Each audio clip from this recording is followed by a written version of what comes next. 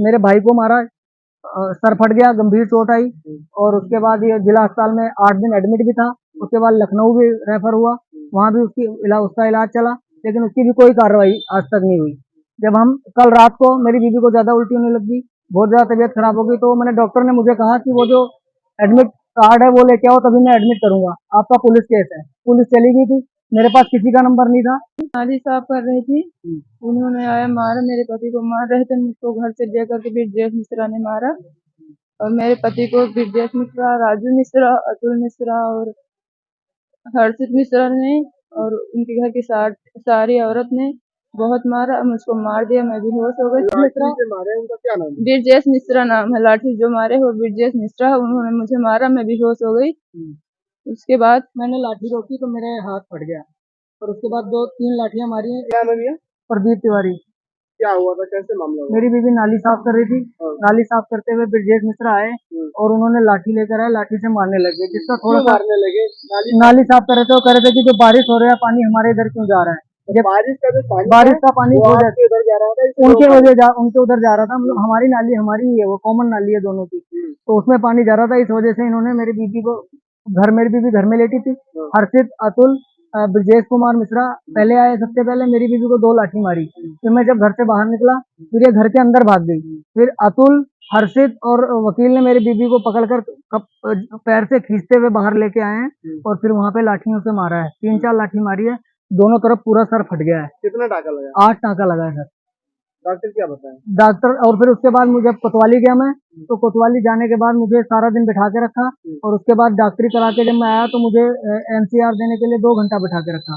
और जो मेरे साथ पुलिस आई, उन्होंने यहाँ पे वो एडमिट नहीं कराया, सिर्फ टाँका लगवा दिया। और टाँका लगवाने के बाद उन्होंने कहा घर जाओ, कल आना, कल इसका एक्सरा होगा और सिटी स्कैन लखनऊ से होगा, लखनऊ पुलिस चलेगी आपके साथ।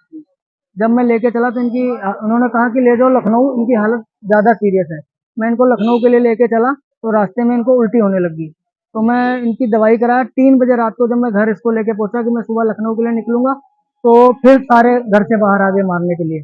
बड़ी मुश्किल से मैं निकल के गया हूँ घर अपने, फिर सुबह मैं निकला हूँ, अब इनको मैं लखनऊ लेके जा रहा हूँ। पहले मैंने अभी कोतवाल साहब को फोन करा, उनका नंबर आया, उन्होंने कहा आप मेरे कार्रवाई से संतुष्ट हो।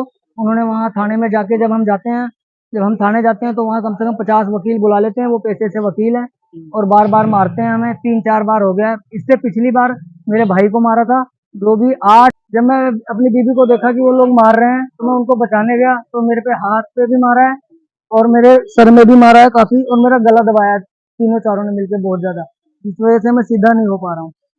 मुझे बहुत प्रॉब्लम है। आप घर पे अकेले थे? मैं घर पे अकेला था, और मेरा भाई दुकान पे था। जब ये बेहोश हो गई तो उसको घर वालों ने फोन किया, वो आया वहां से, उसने पुलिस को भी फोन किया, एम्बुलेंस को भी फोन किया, और हम चले गए एम्बुलेंस में, अपने बीवी को लेकर चला गया, और उसको बेवजह ही पुलिस ने। ये 12:30 बजे की घटना है। आप लोग चौकी पे गए तो कितने बजे तक आपको बैठाए रहे? मैं 12:30 बजे पूरे पहुंच गया था।